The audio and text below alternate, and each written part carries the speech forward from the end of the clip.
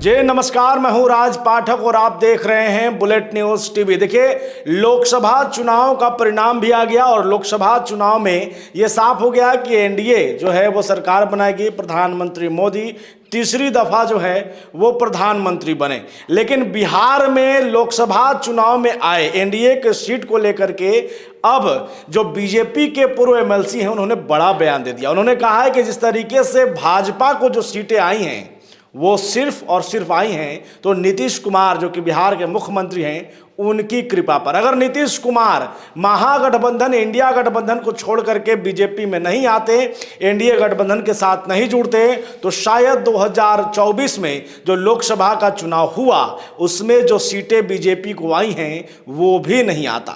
देखिए, आपको जानकारी है कि इंडिया गठबंधन का नींव रखने वाले नीतीश कुमार ही हैं। नीतीश कुमार ने ही जो है पूरा विपक्ष को एकजुट किया, पटना में जो एकजुट किया। अब बीते अगर देखें तो कुछ दिनों पहले 1 साल हो रहा है इसे किए हुए, तो नीतीश कुमार जो है इंडिया गठबंधन के सूत्रधार कहे जा रहे थे, लेकिन ऐन वक्त पे ठीक चुनाव से पहले वो एनडीए के साथ चले जाते हैं।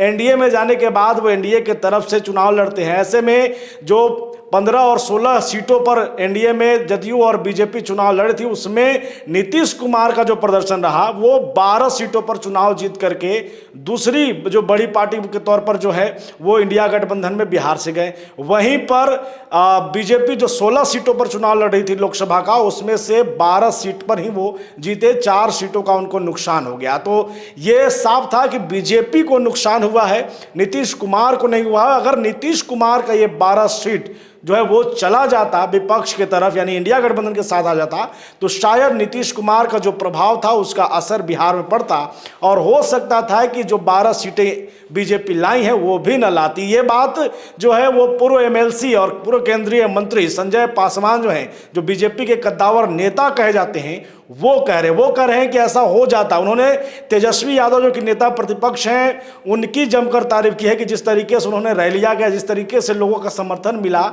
उन्होंने उनकी तारीफ की है और लगातार ये संकेत कई चीजों को सामने ला रहे हैं। लेकिन पहले वो क्या बोले उसे सुन लीजिए एक बार। मुझे लगता है कि राजनीतिक तौर से बिल्कुल इस बात की आवश्यकता है और मुझे तो कहते कोई गुरेज नहीं कर इस बार हम लोग के साथ अगर नीतीश नहीं होते तो बीजेपी जियो का उठ रहा था। ये कहने में थोड़ा भी लगता है, लेकिन मुझे लगता है कि जिस टाइम से ताकत का ध्रुवीकरण निश्चित तौर से इन दिनों जो हुआ है इस राज्य में एक ताकत तो गया है साथ में तेजस्वी के, एक ताकत का समूह बन गया नीतीश कुमार, इसमें कोई शक नहीं है।